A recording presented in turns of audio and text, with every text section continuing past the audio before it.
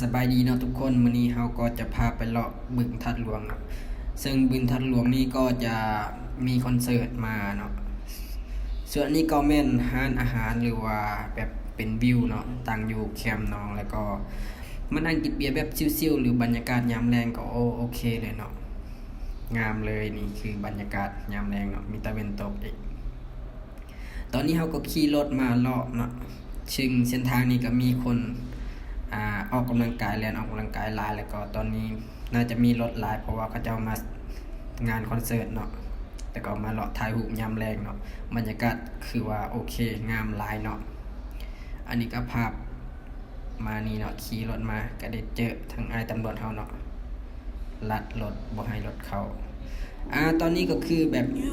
หน้าคอนเสิร์ตเนาะตอนนี้ก็ยังแรงอยู่เนาะยังบ่ได้ทำการแสดงเทื่อนี่ก็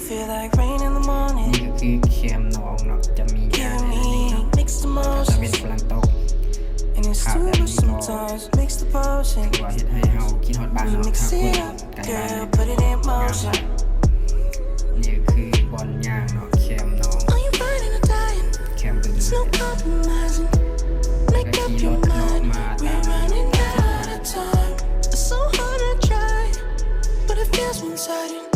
Just make up your mind, lay it all on the line. So deep in it that I can see the bottom.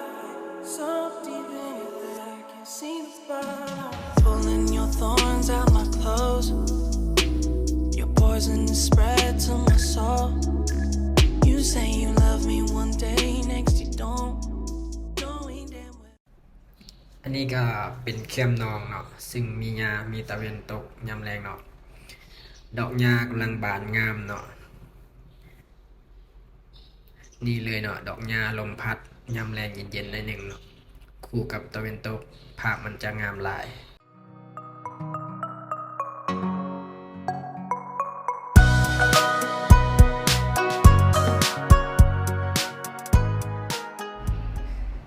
ซึ่งเฮาก็ย่างเลาะเนาะอันนี้ก็สองไอ้น้องย่างเลาะเนาะลินเนาะเป็นตะแพงเนาะเด็กน้อยกำลังย่างตัดมามุมนี้ก็คือทางเนาะทางเขาเจ้าตัดใหม่เนาะซึ่งอ้อมตามหนองแล้วก็ตามบริเวณขอบเขตบึงทัดหลวงนี่แหละเนาะวิวก็จะประมาณนี้อันนี้ก็คือตึกเนาะที่ทางประเทศจีนเพิ่นมาลงทุนเนาะแถวขอบเขตบึงทัดหลวงอันนี้มันจะเป็นขัวเนาะข้ามแล้วก็มีรถสัญจรไปมาเนาะเดี๋ยวเราจะพาไปเบิ่งแคมบึงเลยเนาะที่เขาจะมักถ่ายรูปเนาะ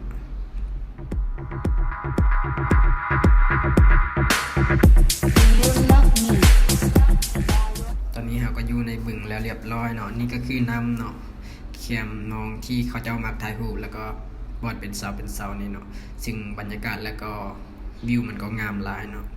ตอนนี้ผู้สาวก็กำลังจะมาลงถ่ายรูปเนาะนี่เลยหลายคนเนาะซึ่งมานี่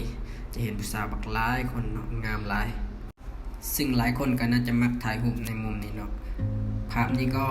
บัดขากลับเฮาก็มาเลาะตลาดอยู่ถาดหลวงเนาะซึ่งค่ำแล้วเฮาก็จะหาซื้อแนวกินเนาะมีมากมายมีของกินแล้วก็มี